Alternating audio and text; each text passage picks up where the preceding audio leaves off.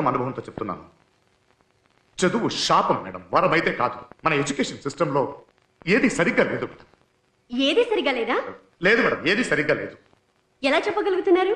అది మేడం, అది కార్ బాగా డ్రైవ్ చేయడం తెలిసిన వాళ్ళు రండి, మీకు కార్ నడపడం నేర్పిస్తాం అన్నట్టు 100కి 100 మార్కులు తెచ్చుకునే పిల్లలు మాత్రమే రండి, మేము స్కూల్లో చేర్చుకుంటామంటే ఎంతవరకు న్యాయం మేడం? అది వదిలేదు మేడం. మా అబ్బాయి 10 ఏళ్లుగా ఒకే స్కూల్లో చదువుతున్నాడు మేడం. వాడి ఇంట్లో ఉండడం కన్నా స్కూల్లో ఉండడమే ఎక్కువ మేడం. సడన్ గా ఎన్ని సంవత్సరాల తర్వాత ఒక రోజు పిలిపించి మీ బాబు మొద్దు పనికి రాడు, వేరే స్కూల్ చేర్చండి అంటే ఎలా మేడం? 100% తీసుకురావాలి, 100% తీసుకురావాలని స్కూల్స్, ఇటువైపు ఎలాగైనా మార్క్స్ తెచ్చుకోవాలని పేరెంట్స్ పిల్లల్ని హింసిస్తున్నాం మేడం. అదిగో ఆ బాబు చెప్పాడు స్కూల్ జైలుగా మారిందని. అది కరెక్ట్ మేడం. అలాంటి ఒక స్కూల్లోనే నా బాబు చదువుతున్నాడు మేడం. ఒక నిమిషం మేడం, చెప్పండి. నేను ఒక స్కూల్ టీచర్ని. అందరి పిల్లలకి ఒకేలాగే పాఠాలు నేర్పిస్తాం. కొందరు నేర్చుకోకపోతే అందుకు స్కూల్లో టీచరు బాధ్యత వహించాలా? అవునండి, అది మీ బాధ్యతే. స్కూల్లో చేసేటప్పుడు నాకు ఒక టెస్ట్, నా పిల్లలకి 4 టెస్టులు, ఆ తర్వాత 40,000 డొనేషన్ ఇవ్వాలి, సంవత్సరం ఫీజు కట్టాలి, శక్తికి మించి చేస్తూనే ఉన్నాను. ఇవన్నీ చేసిన తర్వాత కూడా స్కూల్కి వెళ్లే ముందేమో నా కొడుకు తెలివైన వాడు, ఆ తర్వాత తెలివి లేని వాడైతే దానికి మీరే కదా బాధ్యత. హలో, సార్, నేను స్కూల్ ప్రిన్సిపాల్ని. మీకు ఇంట్లో 2 పిల్లలు, నేను స్కూల్లో 4,000 మందిని చూసుకోవాలి. మీ అబ్బాయికి మార్క్స్ తగ్గిపోతే మా దగ్గర వచ్చి గొడవ చేయరు మీరు? గొడవ చేస్తామండి, ఎందుకు చేయము? 100% రిజల్ట్స్ టీవీలో పేపర్లో అడ్వర్టైజ్మెంట్ ఇస్తుంటారే. ఎంతమంది చదువురాని పిల్లల్ని పాస్ చేశారండి మీరు? సంవత్సరానికి ఒకసారి టీచర్స్ డే మిమ్మల్ని దైవంగా చూస్తుంటే మీరు మాకు జీతాలు పెంచండి, మాకు ప్రమోషన్ కావాలని ధర్నాలు చేస్తారు తప్పితే ఏ రోజైనా ఎడ్యుకేషన్ సిస్టమ్ మారాలని స్ట్రైక్ చేశారా? సార్, మీరు ఆవేశంలో మాట్లాడుతున్నారు, కాస్త ఆలోచించి మాట్లాడండి. ఇవ్వండి సార్, ఇదంతా అయ్యే పని కాదు మేడం. తప్పులు చెప్పుకుంటూ పోతే ఎన్నైనా చెప్పుకుంటూ పోవచ్చు. హలో, అలా అరిచినంత మాత్రం మీరు చెప్పేది నిజమైపోతుంది. అరుస్తానండి, ఇలాగా అరుస్తాను. ఎందుకంటే నొప్పి. నా ఇంటికి వచ్చి చూడండి, ఒక తండ్రి బాధ తెలుస్తుంది మీకు. మా అబ్బాయి మంచి క్రికెట్ ప్లేయర్, బాగా తనని ఎవరెవరో చెప్పారండి. కానీ అట్లా ఇలాంటి ఒక టాలెంట్ ఉంది, బాగా పైకి వస్తానని స్కూల్ ఒకసారి కూడా చెప్పలేదండి. ఒక క్లాస్ లో 40 మంది పిల్లలు ఉంటే 10 మంది బాగా చదువుతారు. అందుకని మిగతా వాళ్ళందరూ పనికిరాని వల్ల 17 into 18 తెలియదని చెప్పడం వల్ల హుషారుగా ఉండే నా కొడుకు సడన్ గా కోమలో పడుకుంటాడు. ఇంట్లో ఒక తండ్రిగా పశ్చాత్తాపంతో కుమిలిపోతున్నాను ఇక్కడ.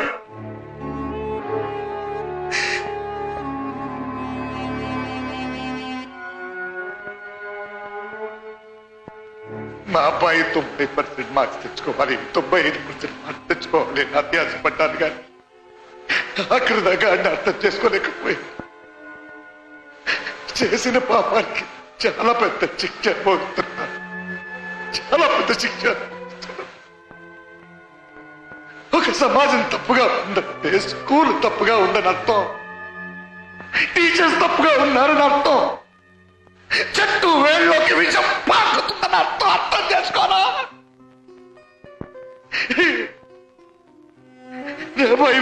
ఎప్పుడు చేసుకోలేదు.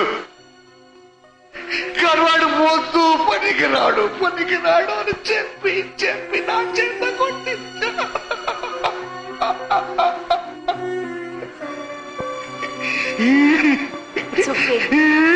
మా అబ్బాయిని కొట్టలేదు, నేను కొట్టలేదు, కొట్టించాను.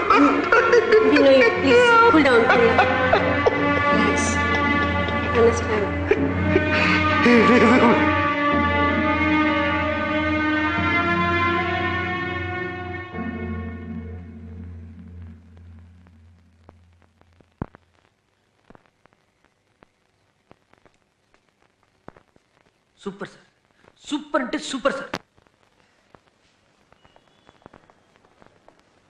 ప్రోగ్రామ్ సూపర్ గా ఉంది. మా ఇంట్లో వాళ్ళందరూ నీ ఫ్యాన్స్ అయిపోయారు అనుకో. ఏంటి ఇలా వచ్చావు? లోన్ ప్రాసెస్ ఫాలో అవునా, మంచి. చూడాలి తొందరగా వెళ్ళిపోయి. గుడ్ ఆఫ్టర్నూన్ సుబ్బు, ఫోన్ చేస్తారా? వద్దండి, మీరు కానీ మీరు టీవీలో మాట్లాడుతున్నారని ముందే చెప్పొచ్చు కదా. ప్రోగ్రామ్ బాగుంది, మేము సగం నుంచే చూసాం. ఏదో సడన్ గా తీసుకెళ్లారు, నాకే తెలియదు. నెక్స్ట్ టైం వెళ్ళేటప్పుడు మంచి డ్రెస్ వేసుకుని నీట్ గా వెళ్ళండి. ప్రోగ్రామ్ ఎండ్ లో ఫేస్ అంతా జిడ్డుగా ఉంది. Congratulation Subbu. Hi sir, thank you sir. మిమ్మల్ని చూడాలని వచ్చాను. ఆ లోన్ విషయం ఏమైందని. కంగ్రాట్స్, లోన్ కూడా అనుకో. Thank you sir. Babu operation ఖర్చు ఎక్కువ ఎలా ఉంది, కొంచెం తొందరగా వస్తే. నీ సర్వీస్ ఏంటయ్యా, కళ్ళు మూసుకుని ఇస్తారు కదా. అంతే. డోంట్ వరీ సుబ్బు, 2 వారాలు. Thank you very much sir. రావయ్యా హీరో.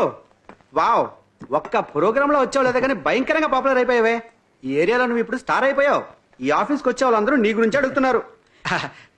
సుబ్బు, ఆ ప్రోగ్రామ్ లో గలగలా మాట్లాడుతూ తలతల నొక్కుందే ఆ అమ్మాయి ఫోన్ నెంబర్. రేయ్, సిగ్గులేదా నీకు? కానీ సుబ్బు నీ పాటికి నువ్వు లీవ్ పెట్టి వెళ్ళిపోయావు. ఇక్కడున్న ఒక్క పిస్నారి ఫోన్ ఇవ్వట్లేదు. చూసావా, నువ్వు లోన్ అడుగుతున్నా, నేను ఫోన్ అడుక్కుంటున్నానమ్మా. ఎలాగో వచ్చావు, ఒక కాల్ చేసుకుంటాను రా. వీడు మారడండి. ఆ? దో. నంబర్ మార్చేశాను, ఇది వేరే. పాపి. సౌండ్ పార్టీ బాగా మాట్లాడుతుంది. ఛీ. ఏంటి సుబ్బు, టీవీలో ఏం మాయ చేసావు? మా అబ్బాయికి లెక్కలు సరిగా రావని స్కూల్లో ఎప్పుడు దెబ్బలు తింటూనే ఉంటాడు. అప్పుడప్పుడు నేను 2 పీకేవాడిని. టీవీలో నీ ప్రోగ్రామ్ చూసాక నా కొడుక్కి లెక్కలు రాకపోయినా పర్వాలేదు, చెయ్యి మాత్రం పడకూడదని నా పిల్లం వార్నింగ్ ఇచ్చింది. గొప్పడి వైపు సుబ్బు. గొప్పోడే మరి, హీరో అయిపోయాడు. సినిమాలో నటించడానికి పిలుస్తున్నారు, వెళ్తావా? మీరు మరీ జోకులు వేస్తారండి. వస్తానండి.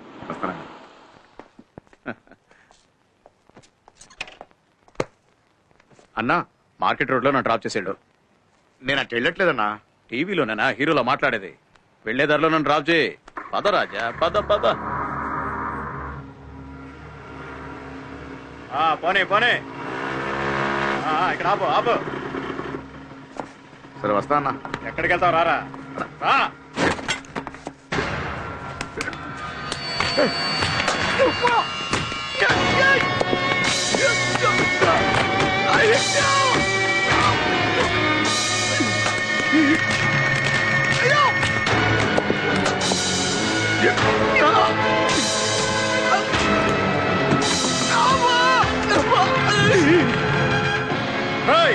ఇంకోసారి హీరోలా మాట్లాడేవో నువ్వు ఉండవు, నీ కొడుకు ఉండడు. ఎవరు అక్కడ?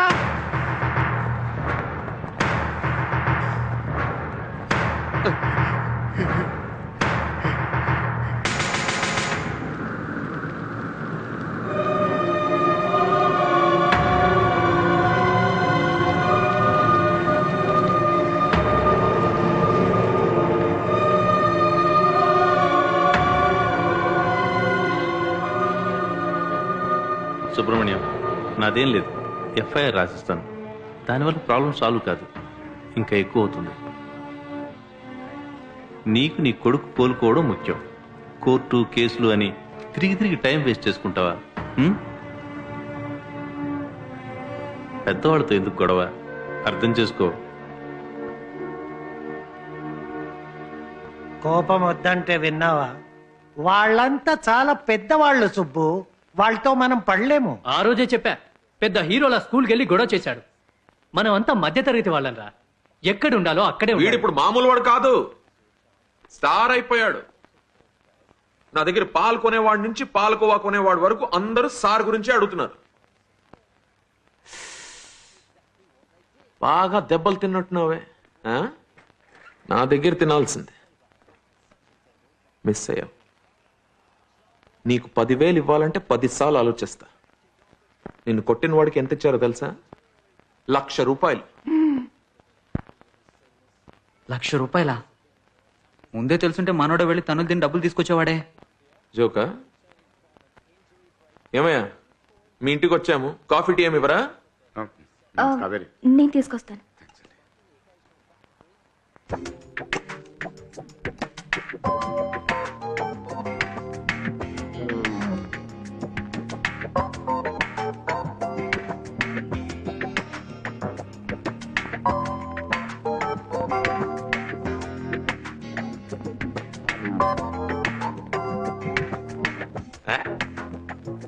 న్యాయం అడిగితే కొడుతున్నారు, వాళ్ళని అడిగే వాళ్ళు ఎవరు లేరా? ఎందుకు లేరు?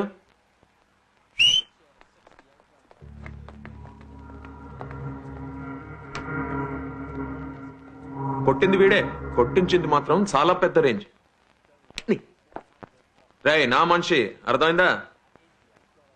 ఈసారికి వదిలేస్తున్నాను. ఇంకోసారి ఏరియాలో కనిపించావో నాలో ఉన్న పాత గాని బయటికి వస్తాడు. ఎలా రే ఆగ్రా. పాపా, వీడే మీ నాన్నని కొట్టింది. ఒకసారి వచ్చి చంప మీద లాగి కొట్టు.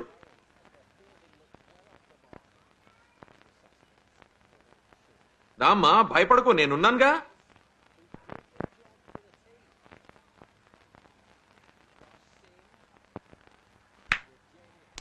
గనిబాయ్, వద్దు బాయ్, విషయం పెద్ద చేయకండి ప్లీజ్. సుబ్బు, ఇప్పుడు ఇంకా పెద్ద చేయాల్సిన అవసరం ఏం లేదయ్యా. ఇప్పటికే పెద్దదైపోయింది చూడు.